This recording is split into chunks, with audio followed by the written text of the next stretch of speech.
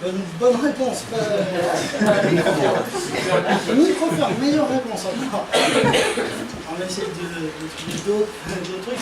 En quoi ça va consister? C'est quoi vos idées, vos envies dans votre microferme? Vous voulez faire quoi? Cool. Il faut un lieu de stockage sur une microferme. Et ça c'est important, on va voir qu'il y a différentes options pour stocker. Il faut un lieu de vente aussi. On verra que la manière de commercialiser ces légumes, elle est fondamentale. On étudiera tout à l'heure le cas de la ferme de la Gourdésière. Et il y a des choses à dire sur la commercialisation. Donc là, il vous faut un lieu de vente. En plus, on est en permaculture, on veut des circuits très très courts pour pas qu'il y ait de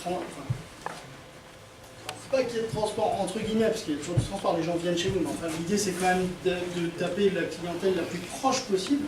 D'où ce qu'on a dit ce matin, l'intégration dans le tissu social, etc.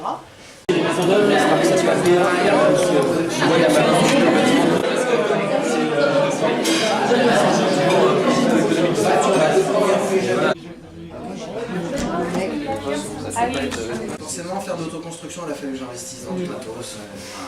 Je savais même pas que ça existait, un cloueur pneumatique. Ça m'a coûté un bras, mais franchement, ça aide aussi, quoi. Pour les voisins, ça aide. Donc le hangar, à peu près 3000. 1000, la bâche 800, après j'ai fait un barnage en bois, il y en a pour 1000, donc avec un peu de visserie.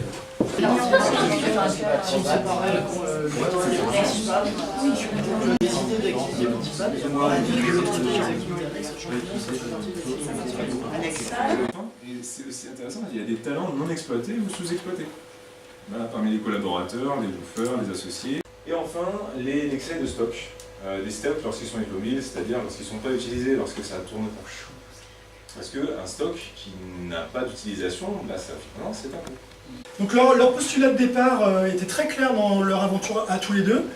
C'était, donc peu d'équipement, je vous l'ai dit, en gros on limite à fond les dépenses, faire en sorte que l'opération couvre leurs frais, laisser suffisamment d'argent pour investir, passer l'hiver et voyager un peu. Donc vous voyez, en fait, ils avaient vraiment, avant même de se lancer dans cette aventure-là, toute petite, aussi minime qu'elle soit, ils avaient vraiment posé les bases de leur mission de vision et objectif, quoi. J'insiste là-dessus parce qu'on en parle pas mal et c'est surtout dans les parcours là, dans tous vos parcours qui débutent, pour la plupart, c'est très important. Je ne sais pas si vous connaissez les séances de créativité, l'idée c'est de générer des idées. Là ce qu'on va faire, c'est qu'on a des petites cartes. Donc on nous a préparé tout un tas de petites cartes avec des modèles économiques qu'on a identifiés pour vous parmi un ensemble de modèles. Donc une carte voilà, par modèle économique qui peut être adaptée à votre activité. Et l'idée, ça va être en fait de se demander, donc on va vous laisser 10 minutes, un temps contraint, 10 minutes par personne. C'est en 10 minutes, prendre le maximum de cartes, les lire et se dire, et si je devais appliquer ce modèle économique à mon business, qu'est-ce que ça peut être?